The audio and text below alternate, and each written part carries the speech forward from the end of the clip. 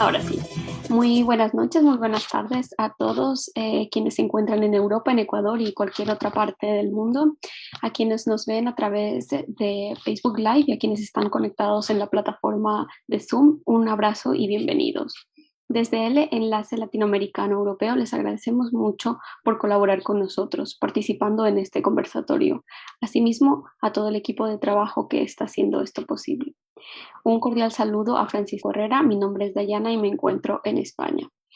Él le da la más cordial bienvenida a este espacio y es un honor poder tenerlo con nosotros con el tema Poder mediático, el rol político de los medios de comunicación.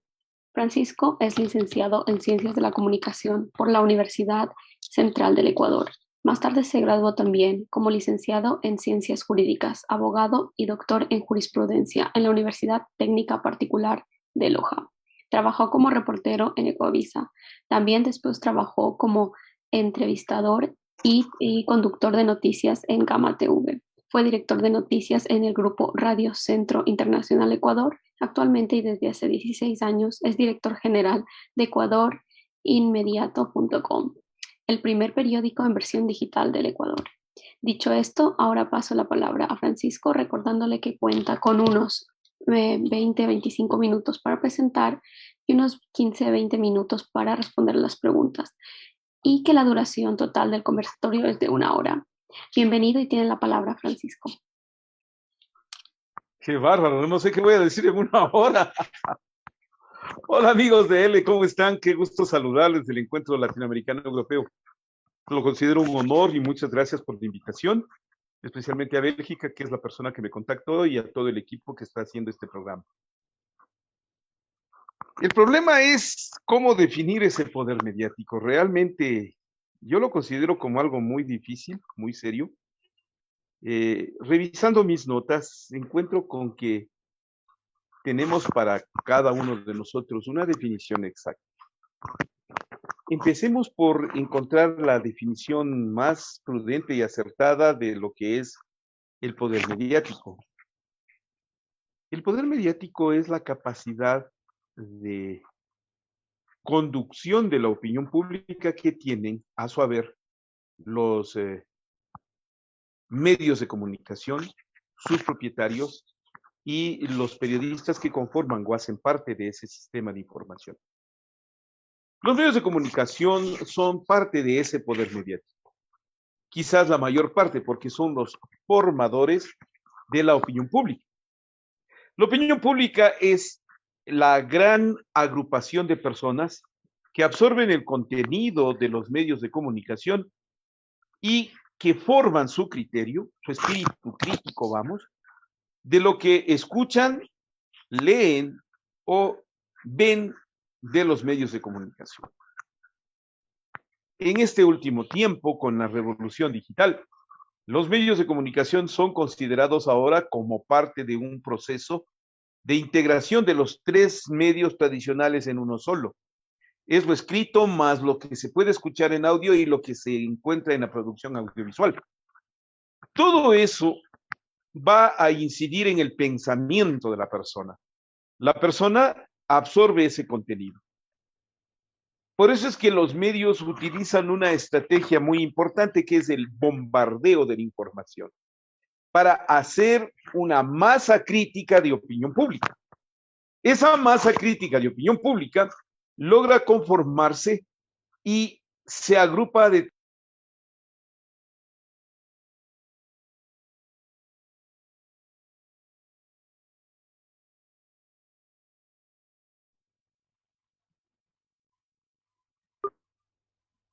Es la modalidad ahora, mil disculpas, por favor. Santiago, tenemos su cámara al revés. Nos toca ponerla. Fuera de control. Está fuera de control. Ahora volvemos. Ahora volvemos. Zoom. Lo que pasa es que te llaman impensadamente. Yo tengo que soportar una cantidad apreciable de llamadas. ¿Cómo estamos ahí? Ya estamos, ¿no? Perfecto. Entonces, esas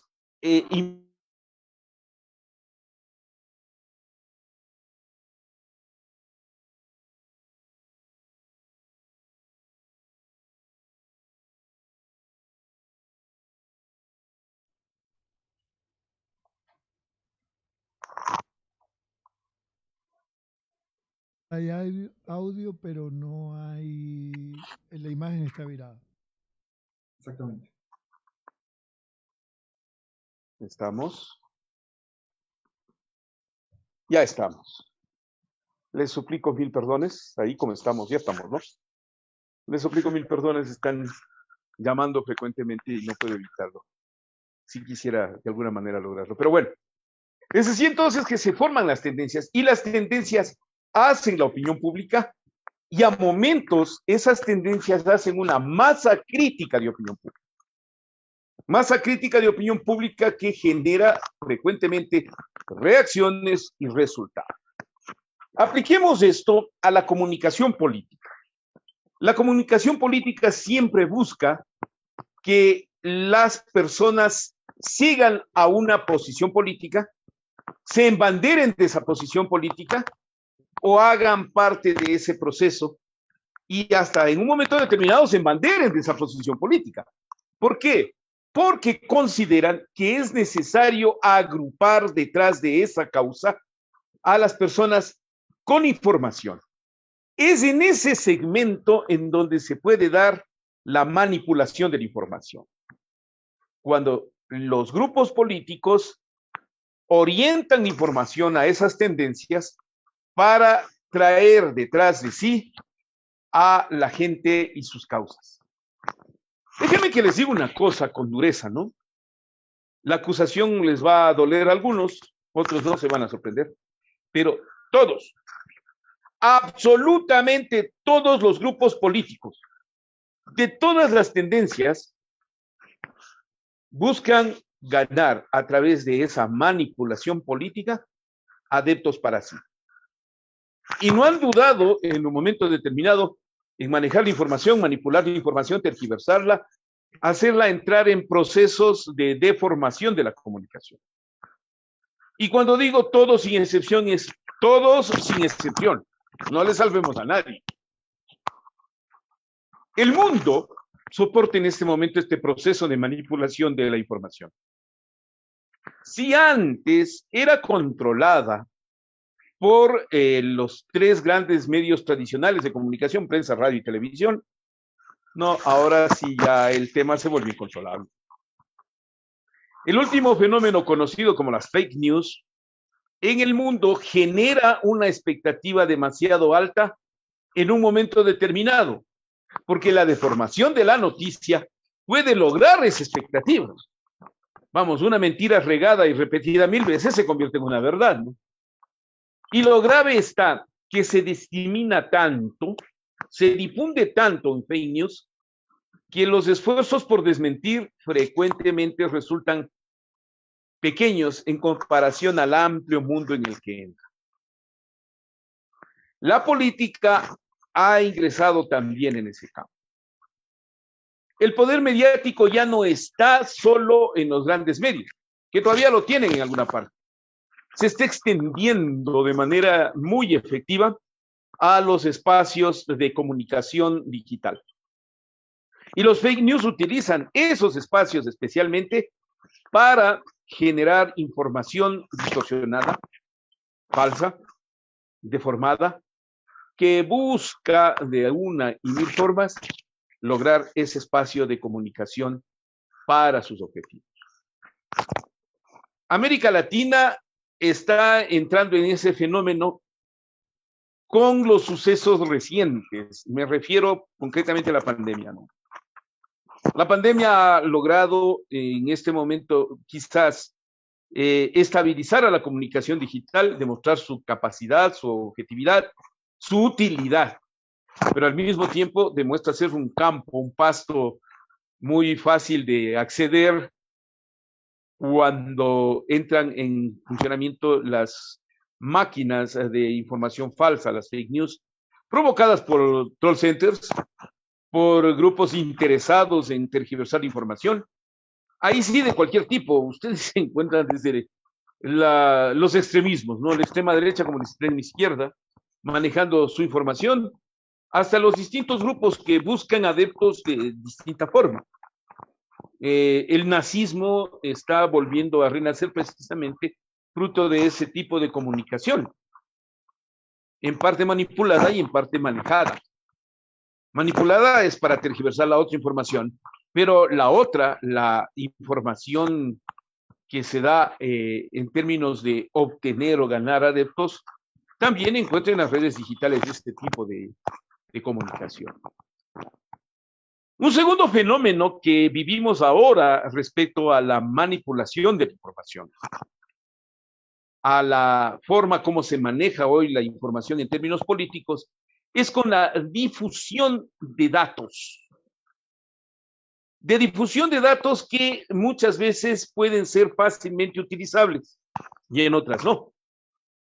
Les voy a poner un ejemplo. En América Latina, un escándalo como el Lavallato, que terminó con la cárcel de Lula y la implicación de Odebrecht en América Latina contra diversos gobiernos, fue utilizado de distinta forma en los países. En el caso del Ecuador, eso terminó con el famoso caso Bochorno y una sentencia que creo que al Ecuador realmente le hace mucho daño, ¿no? En términos del derecho, lo del influjo psíquico de Rafael Correa, le hace mucho daño porque es a todas luces falsa, pero parte de una información falsa y entonces la falsedad, la falacia, en términos de hermenéutica jurídica, es considerada como un severo daño al derecho, a la ética del derecho. Pero en el caso concreto de la información, la manipulación de la opinión pública se puede lograr manejando datos falsos. Datos que aparentan ser reales, pero que si uno investiga, se encuentra que lamentablemente no son válidos ni efectivos. Este fenómeno, manejado políticamente, también da resultados sorprendentes. Conmueve a las sociedades. En los días de la pandemia, acá en Ecuador, por ejemplo, un dato falso regado de manera indiscriminada era una verdadera tormenta. Miles de muertos en las calles de Quito. Como no había información, como el gobierno fue incapaz de dar información, y como no podías salir de tu casa y confiabas en información que aparecía en las redes sociales, vamos, hay gente que se lo creyó, ¿eh? Hay momentos en los cuales ese tipo de información fue determinante para enfrentar la pandemia, sí, pero al mismo tiempo le ponía, por ejemplo, al régimen y a las autoridades en un grave aprieto, porque no sabía si aceptar o desmentir. Ahí se recuerda el famoso encontronazo del ministro de Telecomunicaciones, Andrés Michelena, con la cadena CNN y el señor Fernando del Rincón, que hicieron de él pedazos cuando no pudo demostrar cuán válidas eran las cifras que estaban manejándose desde la CNN frente a las cifras que manejaba el gobierno. Y que los muertos en Guayaquil ya habían llegado a un nivel de la tragedia. Para el gobierno no hubo tantos muertos. Si comparamos el número excesivo de muertos en comparación con el año 2019 en el 2020, la pandemia presumiblemente, vean que todavía no es ni siquiera certero el dato, pero es presumible que en el Ecuador se produjo más de 40,000 muertos por el coronavirus. Esa es una cifra cruel, ¿no? Entonces, es una guerra de datos. Es una guerra de datos. Y una tercera forma de manejo del poder mediático en la política está dado en este último tiempo por el manejo del discurso mediático sustentado en verdades aparentes. ¿Qué quiero decir con ello? Quiero decir con ello que los públicos están ansiosos de escuchar, ansiosos de saber, y las redes sociales tienen público para todo. Y entonces, esto es fácilmente utilizable en términos de elecciones, por ejemplo, cuando el discurso difundido a través de los medios puede y tiene frecuentemente vicios de realidad, o son falsos, o son manipulados. ¿Y qué pasa? Que forjan una idea de discurso oficial sobre las elecciones. Por ejemplo, utilizan encuestas. Y las encuestas, ahora ustedes sabemos que hay de todo tipo, color, olor y sabor. Y pueden forjar la idea de que una persona ganó las elecciones. Y el momento de comprobar los votos resulta que no fue así. Luego de eso, lo que viene a continuación es la manipulación de la opinión pública diciendo o gritando fraude, fraude, fraude. Y eso está pasando este momento en el Ecuador. En este momento, una encuestadora ha prodigado cifras en las últimas horas aprovechando las redes sociales para manipular esa imagen de que el candidato Guillermo Lasso ya remontó y en este momento está lejos, muy lejos del candidato Andrés Arauz en las elecciones.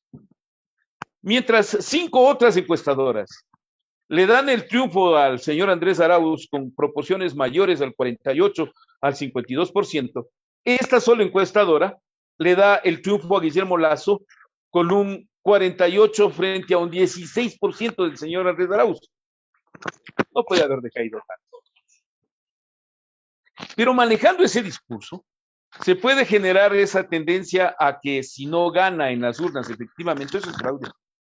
Y ya tuvimos un mal antecedente en el Ecuador en el año 2017, cuando Guillermo Lasso pierde frente a el presidente Lenín Moreno.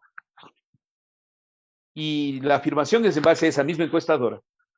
Y motiva que la gente vaya en tumulto al Consejo Nacional Electoral, cree la masa crítica de opinión pública de que es fraude, y que termina de manera, pero realmente infame, injusta, termina realmente afectándole a la opinión pública, con gente que llegó a grados extremos. El director de un periódico como Ecuador en Vivo, el señor Alfonso Pérez Serrano, secretario de Disciplina del Partido Social Cristiano, que no puede presumir de periodismo independiente, ¿no? Él clama porque se le arrastre como Alfaro al presidente Correa, fruto de esa tendencia de reclamar un presunto fraude. Mientras que el alcalde de la ciudad de Baños, en su momento, clama porque hay que venir a incendiar Quito. Vean lo que puede lograr o manipularse en la opinión pública. Entonces, recapitulando, ¿se puede manipular las tendencias de opinión pública? ¿Se puede manipular los datos ante la opinión pública? ¿O se puede manipular el discurso frente a la opinión pública para mover a la gente? Y eso puede provocar desde insurrecciones y revoluciones hasta grandes desastres que pueden generar un enfrentamiento de alto nivel. Todo eso se enmarca dentro de lo que estaríamos viviendo dentro de la revolución digital, a lo que el estupendo analista y escritor especializado en comunicación digital, el señor Manuel Castells, que es ministro de Cultura de España, ha resumido en su libro Comunicación y Democracia, el Estado Red, en donde las redes sociales pasan a jugar un papel determinante en la constitución de un Estado y al cual la política y los políticos tienen que irse adaptando. ¿Por qué? Porque el Estado Red comienza a crecer como Estado, generando sus propias condiciones, sus propias normas, sus propias leyes, su propio sistema de relación, de comunicación, de interrelación, de correlación social, y que le van desplazando a los estados nacionales. Aquello en este momento no es mirado, pero con el tiempo va a causar y va a provocar una gran transformación en la política, en la forma de hacer política, a la cual responden y deben corresponder los ciudadanos. Todavía América Latina no entra en esa tendencia del Estado Red, pero ya, de alguna manera, la pandemia ha obligado a que lo digital comience a reemplazar, a sustituir a la relación social. Las clases comienzan a recibirse por internet, los pedidos de compras se solicitan por línea, los trámites de tipo oficial, judicial, bancario, personal de servicios públicos, se los cancela vía online, digital, en internet o como quieran llamarse. Eso hace el Estado. Entonces, quien conduce la política de una nación tiene que ir pensando ya en el e-government, en el Estado gobernado a través de la línea, a través de la comunicación, a través del internet. Los políticos que no piensan en eso frecuentemente hablan del Estado que hemos vivido o al que estamos acostumbrados en los 2 últimos siglos. Pero en este momento el Estado se transforma en un proceso de correlación, de interrelación entre el ciudadano y la red.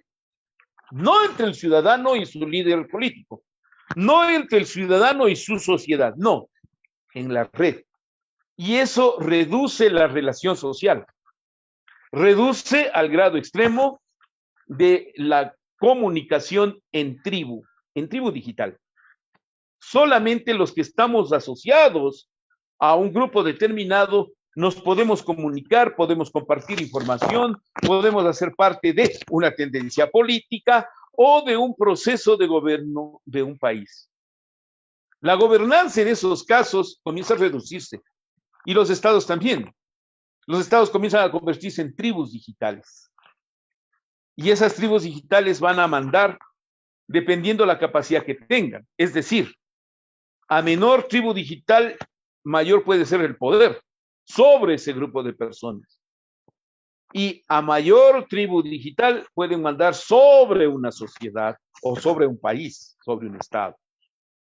Esas perspectivas de la comunicación deben ser consideradas en los países porque si no se controla, y no estoy hablando de control policíaco ni de control jurídico, sino de una relación responsable de control recíproco entre los ciudadanos, digo, si no se controla ese estado red, les puede volver ingobernables a las naciones. Y para eso yo no les veo preparados a los políticos actuales. Todavía confían en el estado policía, todavía confían en el estado legal, pero es el estado incontrolable el que manda en el estado red. ¿Por qué? Porque en el estado red muchas veces no entran cierto tipo de normas. Estoy realizando yo un estudio con el fin, estoy cursando una maestría en Derecho Constitucional y Derechos Humanos acá en Ecuador, y uno de los estudios de los que me he propuesto realizarlo como trabajo de tesis es el demostrar que la revolución digital, la cibernética, el internet, como quieran llamarle, yo le voy a llamar el Estado red, tiene otra noción de los derechos humanos. Está cambiando esa lógica de los derechos humanos por el que tanto han luchado el ser, su sociedad y la comunidad en general. Para ponerles un ejemplo, la lógica de la intimidad personal puede ser fácilmente alterada en las redes sociales. La lógica de la transparencia de datos también. El ciberdelito cambia la lógica de la relación hombre frente a las leyes. Y los derechos humanos tienen que cambiar también. Es decir, tendremos que enfrentar a futuro un proceso en el cual los seres humanos tendremos que adaptarnos a una nueva forma de entender y de practicar los derechos humanos. ¿Están sujetos a ello los políticos? No. La clase política todavía no asume. Y yo digo, ni siquiera los grandes medios de comunicación han asumido con conciencia este factor tan importante que es el de entender que la política ahora está sujeta a nuevas normas, a nuevas leyes, a nuevos procesos y por ende a una nueva manipulación, a un nuevo mal manejo de las leyes y por sobre todas las cosas a una destrucción de la sociedad como sociedad, motivando con ello una preocupación porque de alguna manera estos cambios que se han vuelto bruscos, con la pandemia se han vuelto bruscos, también se enfrentan a una sociedad que no está lista. Yo digo, por ejemplo, el sistema educativo, que es parte de las políticas públicas más importantes, junto al de salud, enfrentados a la pandemia, es uno de los que más ha sufrido por la pandemia. Porque no estábamos preparados. Entonces los chicos no estaban listos para tener clases virtuales. El conocimiento ahora está distorsionado, deteriorado, bajo en calidad. y hay que hacer sacrificios inmensos por satisfacer la necesidad de comunicación y educación. La imagen más cruel y más perversa es mirar a los chicos subidos a las copas de los árboles en alguna población campesina en la costa ecuatoriana, tratando de captar señal de internet. O la de los 5 muchachitos de una comunidad de la sierra ecuatoriana, agrupados en torno a un teléfono celular, tratando de copiar el deber. Profesores que no manejan para nada la tecnología y que deterioran el conocimiento o lo distorsionan porque no sabían cómo hacerlo. No usaron nunca las herramientas tecnológicas y cuando uno habla de eso, extraña que el gobierno de Lenín Moreno le haya deteriorado y destruido tanto a la educación intercultural. Las escuelas del milenio hubieran sido una muy buena respuesta en este momento para el manejo de la educación frente a la pandemia.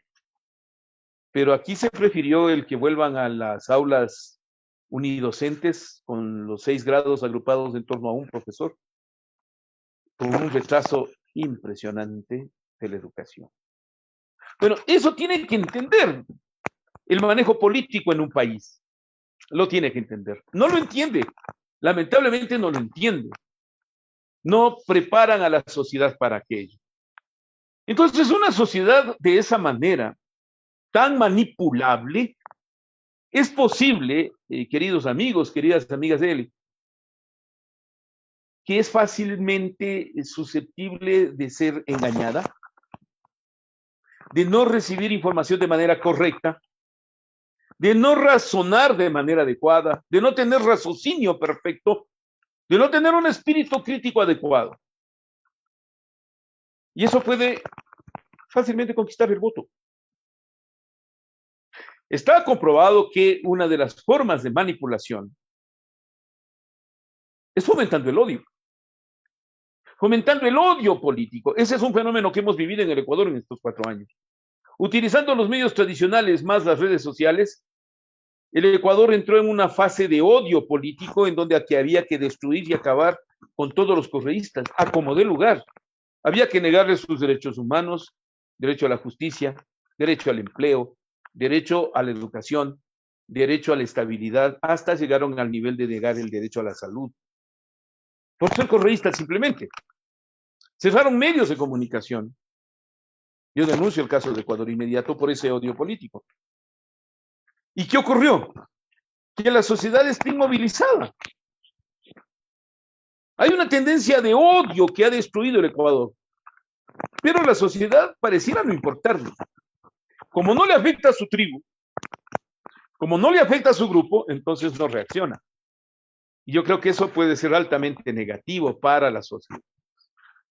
Por último, vale la pena que el Ecuador y el mundo reflexionen sobre las perspectivas futuras que tiene el hacer política de manera tan dispersa.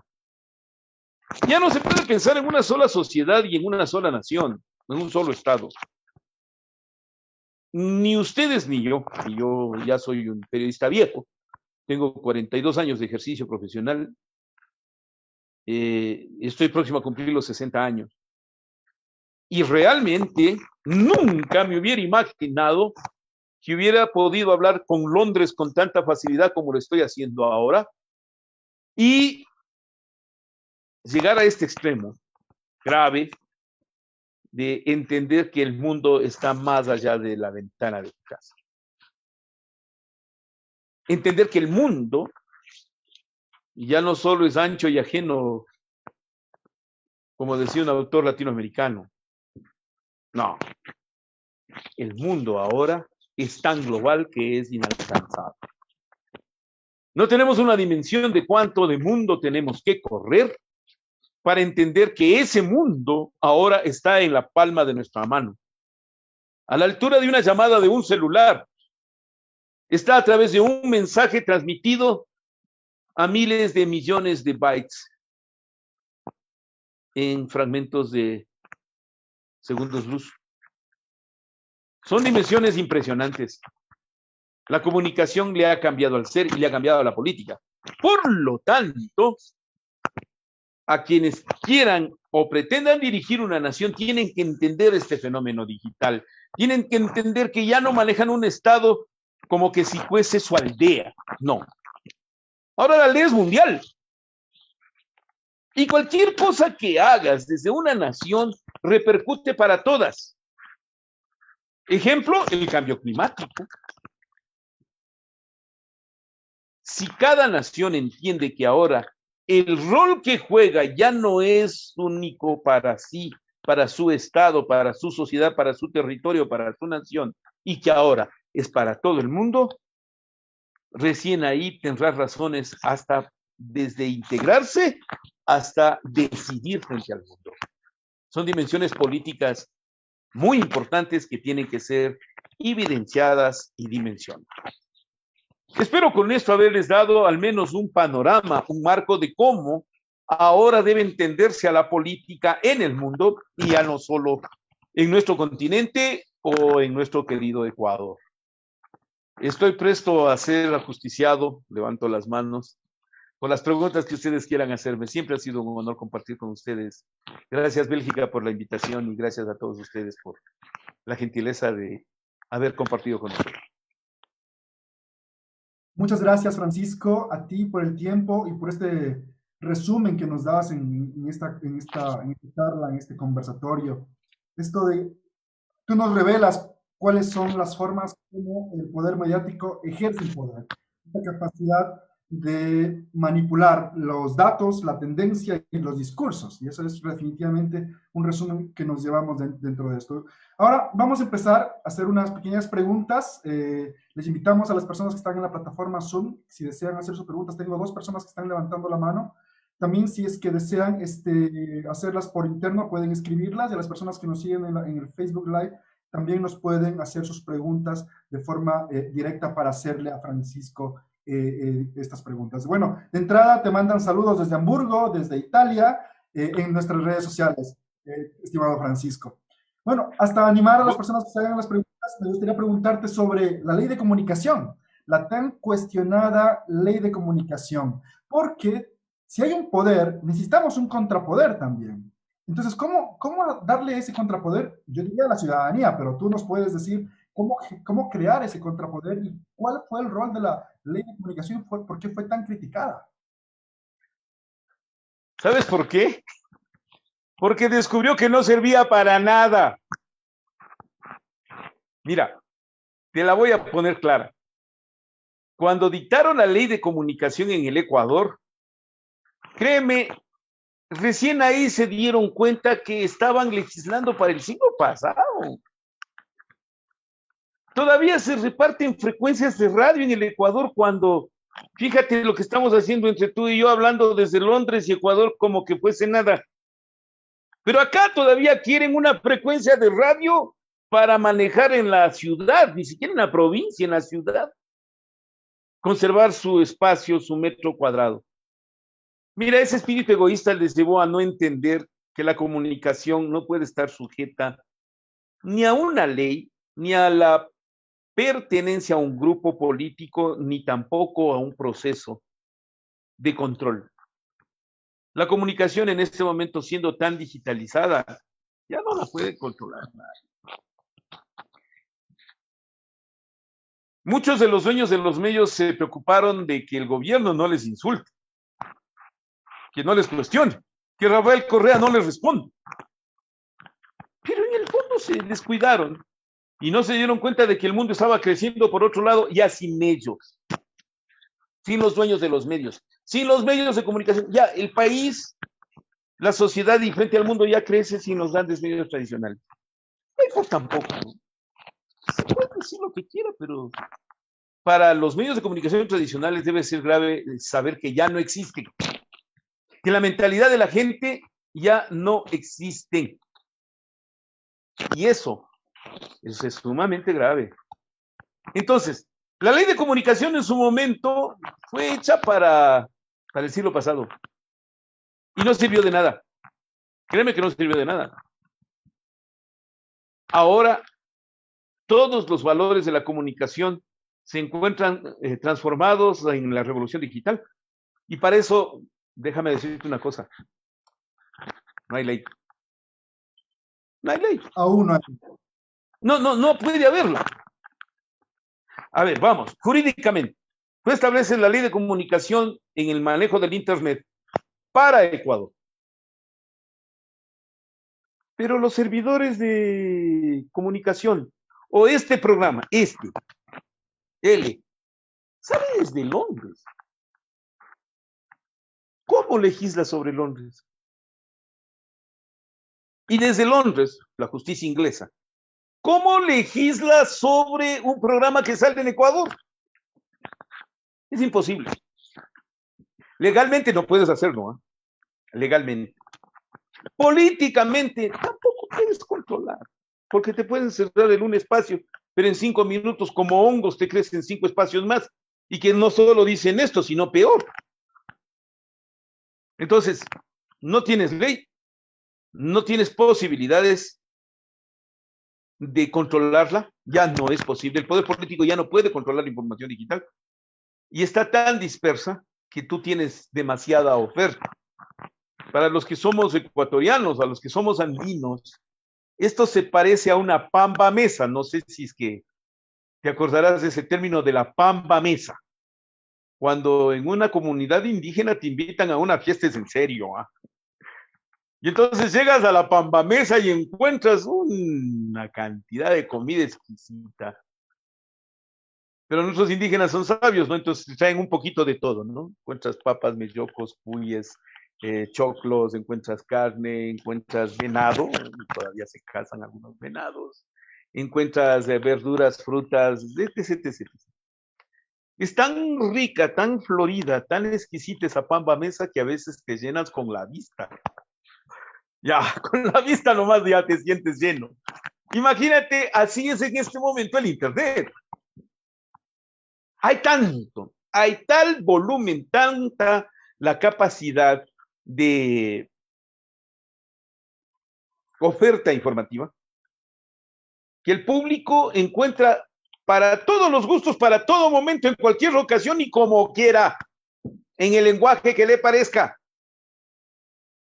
Por eso es que ahora la tendencia en el mundo, especialmente para manejo de medios de comunicación, está dada en la propiedad de una marca informativa.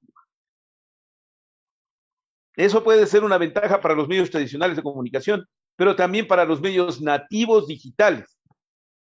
Nosotros, Ecuador Inmediato, somos un sinónimo de información desde hace 16 años. Y el público nos aprecia por eso, valora y nos sigue en las tendencias en Twitter, en Facebook, en Instagram, en YouTube. ¿Por qué? Porque es marca informativa de fácil recordación. Nosotros fuimos el primer periódico digital.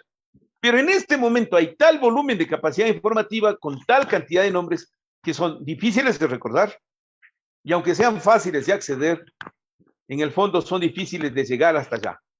Tienes que tener un nombre reconocido. Eso es lo que en este momento vende en el mercado de las noticias. Entonces, ¿cómo controlas eso? No puedes. No hay cómo. Físicamente es imposible.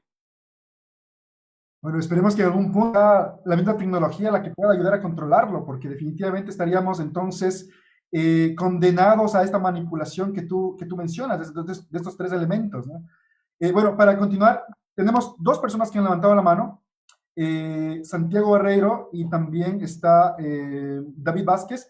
Les voy a pedir que los 2 intervengan para poder alcanzarlos en el tiempo y que los 2 tengan la pregunta y tú puedas responder a las 2 personas. Me gustaría poder verlos, si es que hay cómo. A ver si es que quien opera la pantalla les puede poner a ellos también. Para vernos. Por favor, Santiago, adelante. Aló, hola. ¿Me escuchas? No me ves, ¿no? No te puedo ver, pero no es que no te pueda ver. No te escucho muy bien, te escucho muy bien. No es que sea insoportable.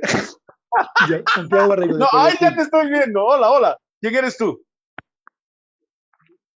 Santiago Barreiro, desde Guayaquil. Hola, Santiago, qué gusto saludarte.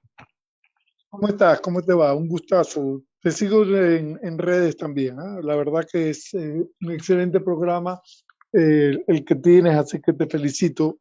Muchas gracias, Santiago. Histórico también, porque es el primero, ¿no?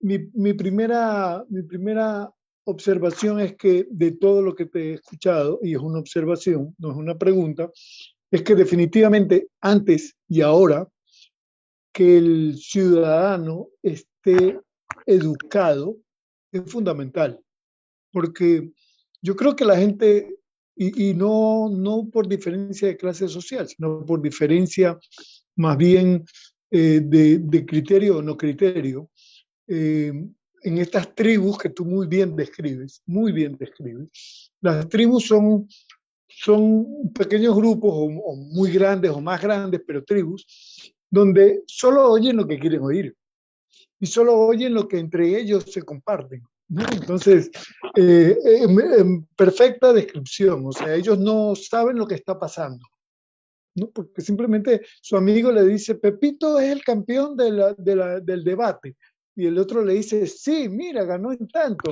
esto, y ellos se siguen ilusionando, por no usar una palabra un poco más tosca, ¿no? Sobre este tema, ¿no? Entonces se van haciendo así y ocurre lo que tú describes muy bien. Luego van al tribunal a querer tumbar el tribunal porque no salió lo que yo esperaba. Entonces la pregunta es, ¿en qué medida, si toda la vida ha sido así, solamente que recordemos que antes eran unos pocos canales de televisión que los manejaba un 1% de la población y hoy día en cierto modo se ha democratizado? Pero de todos modos, si no tenemos educación, si no tenemos criterios, si no tenemos capacidad de crítica, vamos a tener problemas de otras escalas, de otra forma. ¿Cómo propones que la educación, la validación de la información de parte del lector, del observador, del escuchante, sea difundida? ¿Cómo logramos que la gente se eduque y coteje una información con otra y saque la conclusión más correcta? Porque no hay mucho por hacer en ese camino, siempre y ahora más. Gracias. El otro compañero. David, por favor. Francisco, buenas tardes. Gracias por tu tiempo. David Vázquez desde Oslo te saluda. Vaya. Qué envidia, qué envidia, qué envidia. Sabes que la pregunta es la siguiente, ¿no? Hace poco, ¿no? Estuve viendo unos libros y encontré tu libro. El de Si callan los míos, gritarán hasta las piedras, ¿no? Uh-huh. Lo tengo justo aquí.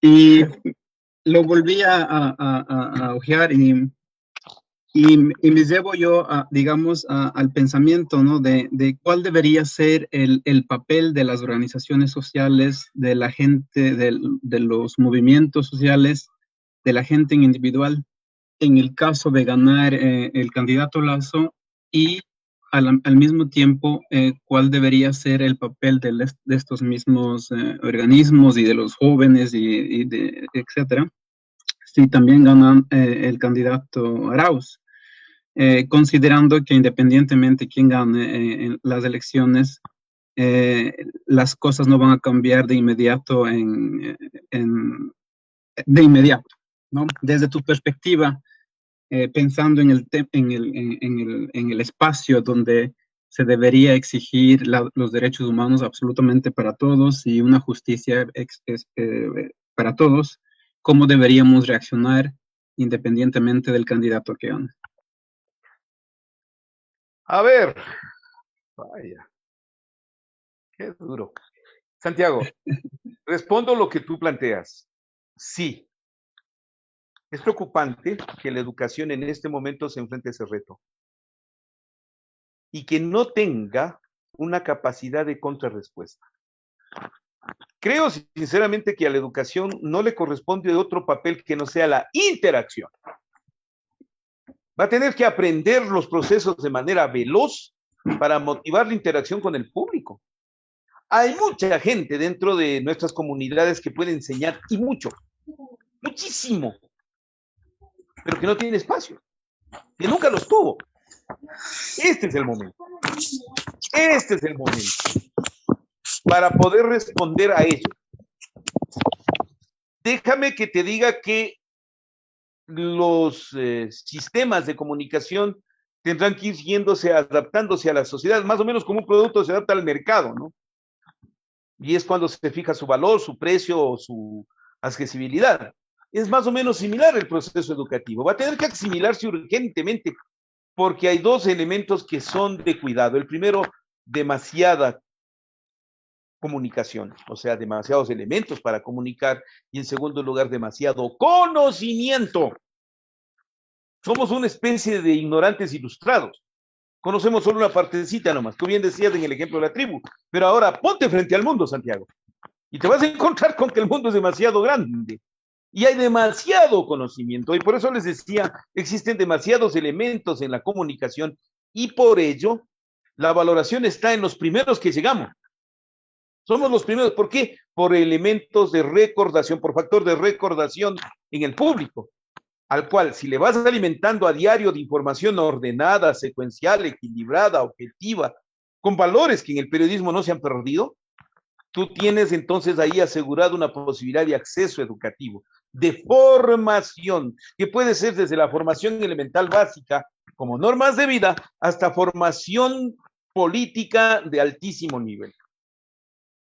En cuanto a ti, David, primero mi saludo cordialísimo. Qué grato es saber que estás allá en Oslo.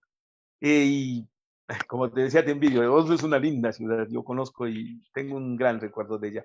Entonces, déjame que te diga que en realidad la sociedad tiene que estar preparada para lo que se viene, con el uno o con el otro. Porque la campaña nos está llevando por las estrategias de Jaime Durán Barba. Este es un personaje bastante siniestro que tiene el Ecuador. Es el que hizo el gobierno de Yamil Maguad, es el que hizo el gobierno de Mauricio Rodas, es el que hizo el gobierno de Mauricio Macri, es el que traicionó a López Obrador en México. Es decir, es un personaje siniestro que utilizan muy bien ciertos elementos del poder con su conocimiento para destruir a las sociedades. Las destruye. En el caso ecuatoriano lo que está pasando, y haces bien en preguntar eso, David, porque está logrando de alguna manera hacer una especie de Ecuador canalla, ¿no? Ese va a ser el próximo título de mi comentario editorial en YouTube. Un Ecuador canalla en donde los dos candidatos son destruibles. Los dos candidatos tienen los peores errores. Los dos candidatos son elementos miserables que no merecen ni siquiera vivir. Bueno, esa imagen la logra formar Durán Barba. Él es partidario del conflicto. En el momento de elegir hay que explotar el odio contra el otro. Yo me pregunto con seriedad, cualquiera de los dos que gane, se va a enfrentar a un fenómeno de gobernabilidad muy grave, muy serio, porque ya llega destruido y deteriorado por acción de Durán Barba, que es el que nos pone a los ecuatorianos a pelear como puso a los argentinos. Es decir, y con eso se logra destruir la sociedad. Pues eso ya es un concepto del imperio, ¿no? Así se maneja la sociedad. Bueno, Durán Barba lo ha hecho. Y entonces, gane el que gane, se va a tener que enfrentar con un alto grado de competitividad social por la imagen forjada. Y eso destruye cualquier opción o posibilidad. Yo lo que te diría, David, es que las sociedades van a permanecer divididas, fragmentadas durante buen tiempo, y que habrá que entender de mejor manera lo que se viene en la comunicación digital para poder unificar, y eso va a ser muy difícil porque, como nos recordaba Santiago Barreiro, las tribus serán la lógica de relación y comportamiento en los próximos años, y mientras más tribus tengamos, menos posible será manejar o dirigir los estados. Entiendo que viene Gladys Pesantes, te veo desde aquí. ¿Cómo estás, Gladys? Hola, doctor, buenas noches. Bueno, mi nombre es Verónica Canseco, pero está como que equivocado el nombre. Mucho gusto. Sí, está equivocado. Me han puesto otra identidad. Estás ahí usando otra cuenta, vos. Sí, yo creo que sí, porque bueno, hubo un lío. Estamos en la tecnología, pero bueno. Sí. Déjale que pague el otro. Ya le voy a pasar la cuenta. Exactamente. Bueno, doctor, sabe que primero un lujo para nosotros escucharle. Como usted muy bien dice, la internet, la digitación fue tan rápido que hubiese sido impensable que hace unos 15 años, 10, le escuchemos. La gente que estamos aquí 20 años o cerca, era impensable enterarnos de las cosas de Ecuador como ahora nos enteramos. Y muchas veces pensamos que, bueno, particularmente pienso que estamos más enterados afuera que adentro del Ecuador con la desinformación que hay. Ujú. Doctor, yo tengo, bueno, dos dudas. Primero, yo también pensaba que el presidente actual Moreno estaba haciendo, ¿cómo se dice esa palabra? Se me fue ahora mismo, siendo presa de los Bucarán o de otras personas, o de chantaje. Pero ya en este momento, chantaje no entiendo de qué o por qué razón, tal vez puede ser, porque muchas cosas ya han salido, sino que la prensa y los jueces, como bien sabemos, pues no hacen nada. Y la segunda, doctor Herrera, sabe que yo tengo contradicciones o la gente tiene contradicciones en el sentido de que yo pregunto a mucha gente que todos tenemos familiares o conocidos llamados anticorreístas y les pregunto yo en esto de las vacunas y les digo, ¿tú qué piensas de las vacunas? Me dicen, no, con Correa sí hubiésemos estado vacunados, pero votan en contra de Correa o votan a favor de Lazo. Entonces esa contradicción yo la verdad no la entiendo porque todos dicen, no, con Correa ya no hubiese pasado lo de las vacunas VIP, pero voto por Lazo. Entonces es una interrogante que la verdad no la entiendo y como le digo, doctor Herrera, un gusto escucharlo y qué bueno que tenemos a alguien que sí nos informa en el país. Gracias, doctor Herrera. Gracias, Verónica. ¿Alguien más? También tenemos a Cristian levantando la mano. Por favor, Cristian, creo que podría ser de una vez la oportunidad de hacer la pregunta. Ok, sí, gracias y buenas noches a todos y todas. Buenas tardes, Francisco Herrera. Gracias por estar. Un honor poder preguntarle algo y voy a ser breve.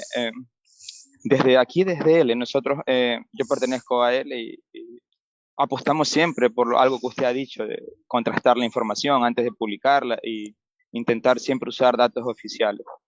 Pero lastimosamente llegamos, creo que a pocas personas. Intentamos hacer esto ya desde hace varios meses y buscamos todos los mecanismos, sumamos compañeros y compañeras por todas partes del mundo. Y a veces pareciera que es por decir la verdad, porque incluso en sectores progresistas se ve ese rechazo cuando uno ve lo que usted acaba de decir. Todos los partidos políticos están trastocando información y a veces toca desmentirlas, aunque sea del sector que más o menos uno tiene el mismo ideal, ¿no? Un consejo que le podríamos pedir, si nos puede ayudar, ¿cómo resistimos cuando incluso los supuestos buenos han decidido jugar con las fake news?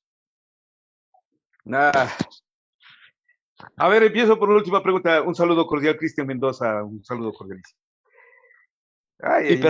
Perdón por el retraso. Me cogió un atasco aquí en Londres y lo siento a todos, públicamente disculpas. Tranquilo, no te preocupes, entiendo. Y gracias más bien por la pregunta, Cristian. Es que lo que pasa es que todos nos agrupamos en lo que dice Joaquín Sabina, ¿no? En la cofradía del Santo Reproche. Todos somos miembros de la misma cofradía. Entre todos nos agarramos de madrazos, como dicen en México. Fíjate tú que es una de las cosas más difíciles de entender en el comportamiento humano. El aceptar que somos lo que criticamos también. Y mientras más fanáticos somos, menos aceptamos. Sí, yo me he enfrentado con sectores de la Revolución Ciudadana, con sectores progresistas, que hacen esa manipulación. Yo sí les puedo decir frontalmente que con 2 o 3 de ellos me he enfrentado y ¿con qué se encuentra uno? Con la negativa primero. No, yo no lo hago. Lo hacen los otros. Entonces la culpa es de los otros, no de sí mismos. Pero cometer el mismo delito que criticas, cometer el mismo pecado que censuras, es parte del ser humano. Yo no encuentro diferencias a veces. Les va a doler, no me preocupa mucho. Es una verdad que ya les he dicho desde hace tiempo. Todos manipulan. El secreto, y entonces ahí trato de responder a Verónica. El secreto está en la formación, en la educación. ¿Cómo contrarrestar la información, Cristian? Con información. O sea, Y yo sé que hay demasiado, como te he dicho hace un momento, somos una aldea de ignorantes ilustrados. Pero la única manera es, edúcate más, infórmate más, lee más, adquiere mayor criterio. Los jesuitas lo conocen como el discernimiento. Esa capacidad de entender entre el bien y el mal, ¿no? Es tu caso, pero el de ti, como el de muchos, se enfrentan a un mundo manipulado y manipulable. Frente a eso, solo hay una fórmula: contrarrestar con información, mayor educación para ti, mayor formación para ti, mayor adaptabilidad a un nuevo mundo. No hay otra forma. Eso sí, no hay otro secreto. Contra el conocimiento sí no puedes. Tú puedes con ignorancia, no puedes con el conocimiento. Mira, Verónica, respecto al tema de la actuación de quienes son correístas y no correístas, te repito que es el odio, ¿no? El odio político sembrado en el Ecuador, cúlpele a Durán Barba. El odio político sembrado en el Ecuador es lo que hizo que, por ejemplo, miremos el escándalo de la vacunación VIP como que fuese normal. Pero ¿sabes por qué, Verónica? Porque a eso nos hemos acostumbrado los ecuatorianos. ¿O cuántas veces no soportamos que venga el vivacho, el avispado, y se nos salte la fila y se ponga en primer lugar y aguanta los insultos y las ofensas, pero se queda en primer lugar de la fila? Oigan, ese ha sido nuestro comportamiento normal. Entonces, el rato de ponerse las vacunas, vienen un grupo de adinerados y se saltan la fila y se aguantan los madrazos. Pero igual se vacunan, ¿no? Y ya no hay desvacune. También paguemos nuestras culpas. También paguemos nuestras culpas. Yo creo que si hubiésemos entendido con disciplina social lo que está pasando, hubiéramos salido desde hace rato de la pandemia. Pero no lo entendimos así. Comportarse de manera ordenada, disciplinada, cuidándose, no saliendo, destruyendo ese mito de que qué hago si me quedo en casa, me muero de hambre, y si no salgo también me muero de hambre, y si no produces, no vives. Bueno, hoy tenemos que pagar las consecuencias de eso, ¿no? Que venga alguien y que se nos vacune a pretexto de que tiene más plata. No la razón, más plata. Es humillante para el Ecuador. Y en cuanto a lo del señor Moreno y el chantaje del cual lamentablemente enfrenta, yo sí encuentro razones para el chantaje, Verónica. Lo de los documentos del INA Papers son parte de ese chantaje. A Lenín Moreno le sabían todo esto. Y la fiscal Diana Salazar es incapaz de sojuzgarle, ¿no? La señora no entiende que ella se queda porque ella tiene para 6 años en el cargo. Recién han pasado 3 y medio. Ella se queda. Y después de que se queda, tendrá que sobrellevar y soportar todo lo que no hizo en contra de el que le puso en la fiscalía, según el señor Juan Sebastián Roldán, que es el propio presidente Moreno. Es decir, Moreno contó con fiscal propio, fiscal de bolsillo. Y entonces el chantaje es más que evidente. Y hasta ahora funciona. Tanto que el informe de la Comisión de la Verdad, hoy he hecho un comentario. Después de esto que acaba de pasar, te lo voy a contar, Verónica. La comisión digamos, la Defensoría del Pueblo frente a los hechos de octubre del 2019 conformó una comisión de la verdad. Esa comisión se dedica más de un año a investigar lo que ocurrió. Lo hace con mucha severidad. Y saca el informe. Y el informe en el Ecuador, aunque tú no lo creas, Verónica, no ha sido leído probablemente por más de un 95% de los ecuatorianos. No ha sido leído. No ha sido visto. Pese a que esté en el internet, verás. O sea que no es problema de costos. Es problema de actitud para leer. Y luego de no haber sido leído, es criticado, bárbaro. Criticado con ignorancia. La peor de las rebeldías es aquella que nace de la ignorancia, ¿no? Ni siquiera Lenín Moreno leyó ese informe. Pero en ese informe se le acusa al presidente de la República de delitos de lesa humanidad a él y a María Paula Romo. Y según la legislación ecuatoriana, el Código Orgánico Integral Penal, artículo 81, los delitos de lesa humanidad son castigados con cárcel de 26 a 30 años. Lean el informe. Lean el informe para que se encuentren con que se dieron ejecuciones extrajudiciales y todo lo demás. Grave, gravísimo. Hay 20 personas que perdieron los ojos. Les sacaron los ojos con bombas lacrimógenas. ¿Sabes lo que es eso? Bueno, y de eso no hay castigo. ¿Por qué? Por el chantaje. Porque así le lograron a Lenín Moreno que traicione a su partido, que traicione a su gobierno. Y entonces se viene lo grave, se viene lo serio. Ya se va Moreno, pero se queda la fiscal, y así incapaz de juzgarle, ¿no? De manera que lo del chantaje para mí es totalmente cierto. Respondo con eso, espero responderle sinceramente. ¿Alguien más, por favor? Vi que ahí alguien me escribió. Gracias, Francisco. Ahora, en esta última ronda de preguntas tenemos dos preguntas. Una pregunta que nos ha dejado Tito. Tito, te hago la primera pregunta y luego le daré la palabra a Darwin Romero. Tito dice, Correcto. buenas noches a todos. Mi nombre es Tito Leonardo Cisneros, estimado Francisco Herrera. Desde su valiosa experiencia, háblenos un poquito de cómo se establece la pauta del Estado con los medios de comunicación y también cómo se financia un medio digital como el suyo en un ámbito tan difícil. Gracias. Darwin, por favor, ahora. La palabra. Ok, buenas noches. ¿Me escuchan? ¿Me escuchan? Sí, Darwin. Claro. ¿Está bien? Ok, perfecto. Doctor, un gusto saludarle. Recibo un cordial saludo de parte de Darwin Romero desde la ciudad de Milán, desde la Bota, desde Italia, desde la tierra del espagueti. Desde la tierra del espagueti. Doctor, bueno, lo felicito, soy un seguidor suyo de su canal en YouTube.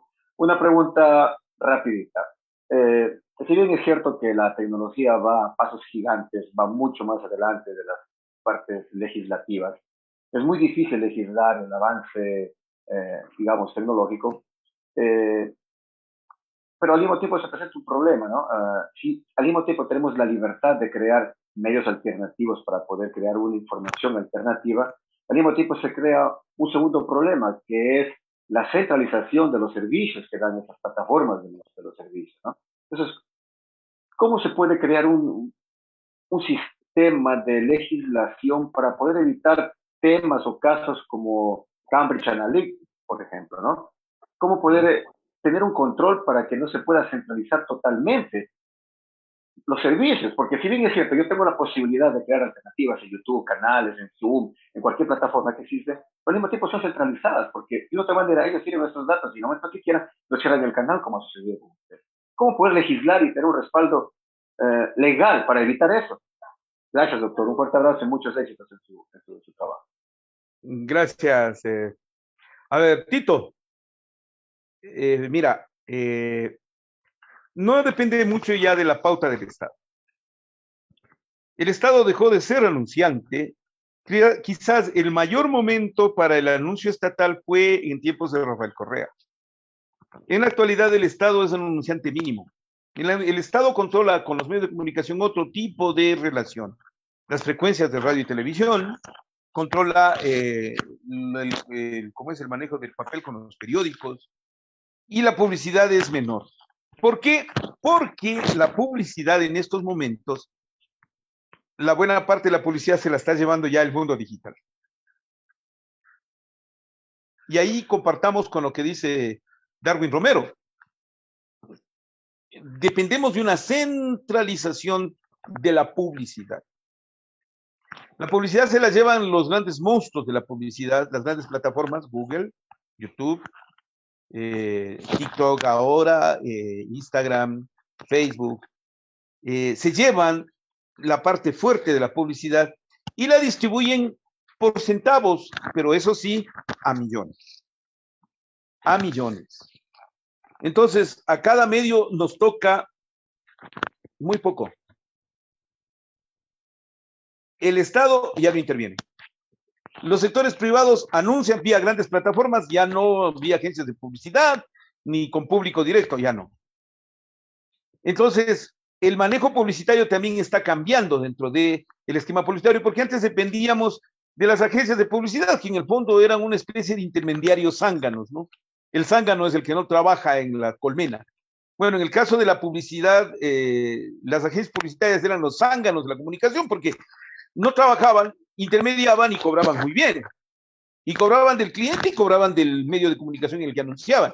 Eso en buena medida se ha destruido. ¿Por qué? Porque las plataformas ahora ya no lo permiten. Pero las plataformas ahora son esos intermediarios que cobran muy bien y distribuyen muy poco. El efecto político que tenía el control de la pauta publicitaria ya no existe. Ya no es. Ya no se lo puede mencionar como tal. Y entonces ahí viene la pregunta lógica de qué viven.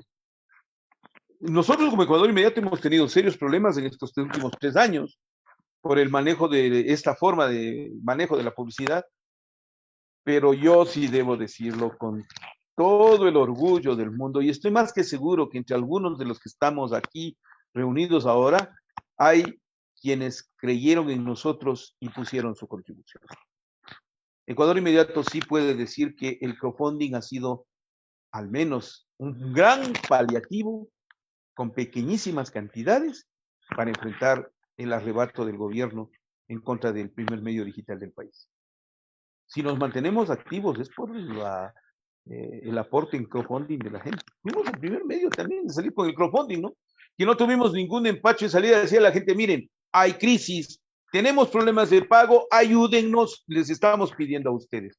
Y el público respondió, con cantidades respetables.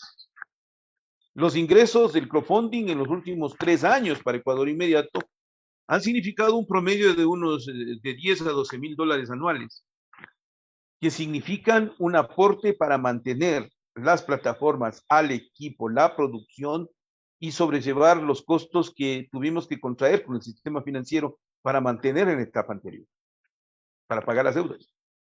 Créanme, y nosotros le agradecemos al público porque sentimos que nunca bajó, siempre se mantuvo en ese nivel. Insisto, 10, 12 mil, en algún momento, 2 instituciones financieras también decidieron contribuir con nosotros, y una buena parte del público se mantiene leal. Esa lealtad es la más difícil de conseguir, Tito. Es tremendamente difícil. Muchos crowdfunding de colegas de medios de comunicación han fracasado porque el público no les siguió. Contribuyó alguna vez, muy poco, esporádicamente. En cambio, con nosotros sí hay una lealtad que yo la aprecio como el que más. Si en algún momento Ecuador Inmediato recibe aporte de inversionistas, tiene un renovado interés, Ecuador Inmediato lo primero que hará es agradecer a todos esos compañeros y compañeras leales que nos han contribuido tanto. Eso será nuestra primera muestra de gratitud y mantenernos en ese criterio de informar objetivamente, de manera tan democrática, con la gratitud permanente y eterna de ese público que siempre nos apoyó en los momentos más difíciles que hemos pasado. El señor Lenín Moreno esta parte no lo entiende. El señor Michelena no lo entiende. Hay lealtades que no se compran. Hay valores que no se venden. Hay dinero que no puede comprar ni pagar la capacidad, el intelecto, la inteligencia, el talento, la capacidad de los seres humanos para producir. No, no les pega. Nosotros sí. Y nosotros contamos con un público, vean, inapreciable. Yo, lo único para lo que yo trabajo es para el público. Mi entrega total es al público, al que nos sigue en Ecuador Inmediato. Las 24 horas del día estamos pensando en el público. Nuestro trabajo es para el público, por el público, con el público, hacia el público. Porque han sido los que nos ayudaron a mantener este medio durante este tiempo. Y si yo en algún momento, porque va a pasar, en algún momento me debo retirar, yo ya estoy bastante enfermo. Primero, segundo, estoy ya llegando al momento culmin de mi vida, que es la jubilación. Pero yo no podré nunca dejarle ese público. Siempre habrá formas. Siempre habrá formas. Ahora la comunidad es tan maravillosa y las posibilidades de comunicación son tan grandes que siempre habrá forma de estar cerca entre ustedes y nosotros. Esa es la forma de mantenerse, Tito. Esa es la forma de mantenerse. Ahora, Darwin, el problema de la dependencia de las plataformas es una discusión mundial. No creas que solamente es entre tú y yo, o de esta tribu de información. No, es mundial. No creas que los grandes imperios no tratan de controlar las comunidades y plataformas, ¿no? China, Rusia, Inglaterra, Estados Unidos y la Unión Europea han tratado de formar grupos, de asociar, de legislar para controlar las plataformas de los medios de comunicación o las plataformas de redes sociales o las plataformas de comunicación en sí. Y no lo han podido, por lo que yo les expliqué hace un momento. No es posible legislar, porque tendrías que legislar de país en país y eso es imposible. Entonces, optan por el control, por crear formas alternativas de control. Digamos, por ejemplo, lo que hicieron con nosotros, el copyright.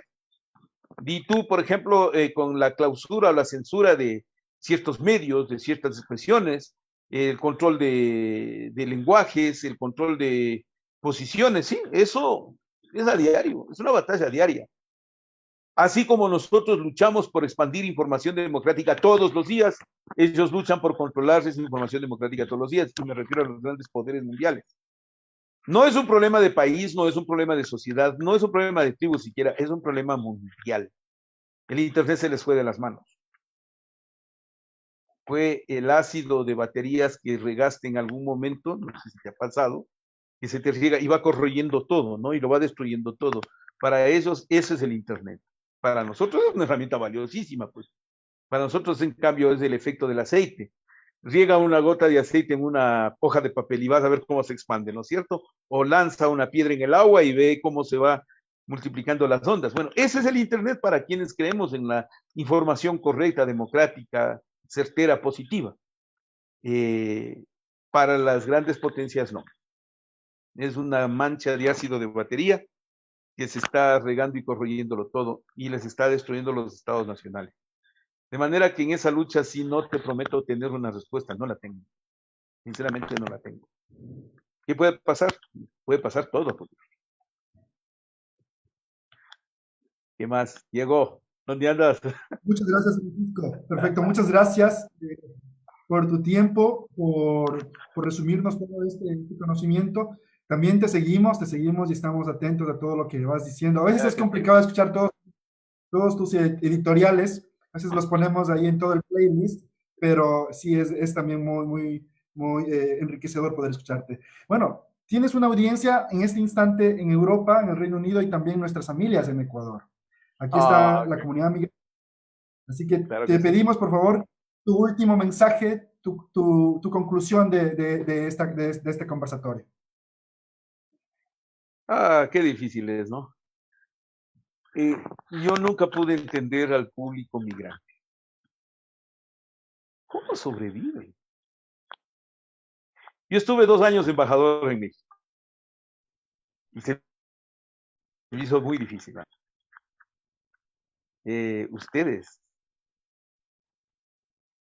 Ustedes hacen lo posible por tener patria fuera de su territorio, de su entorno, de su gente. Hay heroísmos que yo no entiendo. Me es difícil comprender. Uno de ellos es de los compañeros migrantes en el mundo. Yo donde encuentro un ecuatoriano en el mundo, lo único que hago es inclinarme reverente para decirles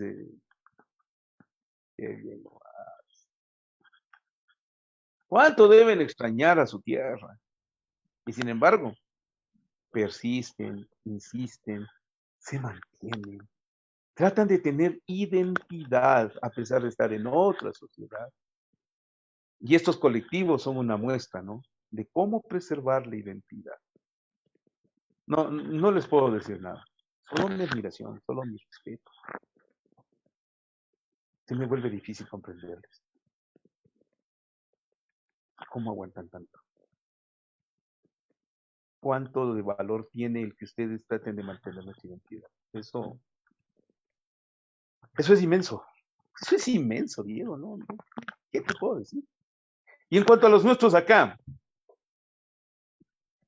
valoren a los que nos quedamos del lado correcto de la historia,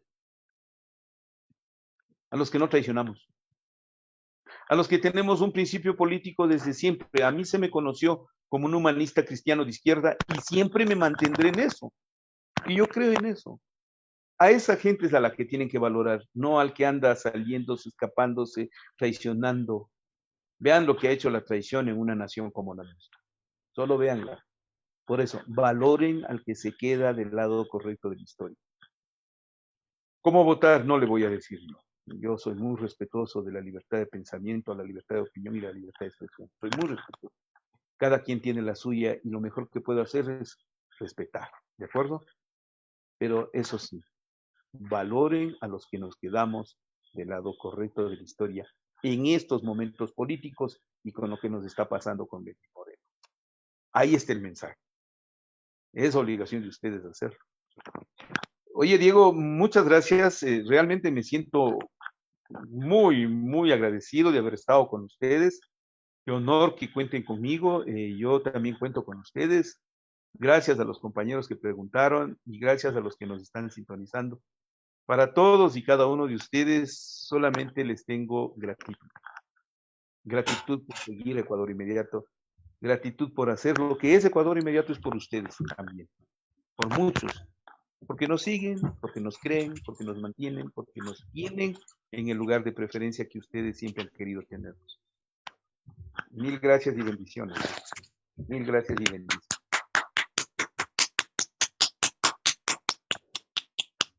Muchas gracias, Francisco. Realmente también te agradecemos a ti por tu ponencia, por tus palabras, por tu tiempo, por compartirnos este espacio. Te vamos a pasar el link de Zoom y de Facebook Live donde se transmite este evento para que veas todos los saludos que te han dejado. Me sería imposible ahorita hacértelos llegar, pero los vas a poder leer tú mismo.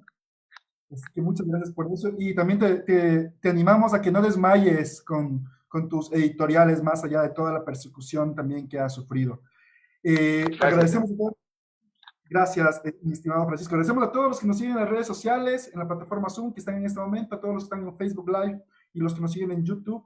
El Enlace Latinoamericano Europeo versión Ecuador es un proyecto de migrantes ecuatorianos y latinoamericanos en Europa y en el Reino Unido, que tiene como objetivo construir de manera participativa y consensuada un espacio de integración y de unión en lo cultural, lo social y lo político. La próxima semana estará con nosotros Ramiro Aguilar, con quien discutiremos el tema lawfare en Ecuador, mito o verdad. Los esperamos la próxima semana. Muchas gracias. Un fuerte abrazo.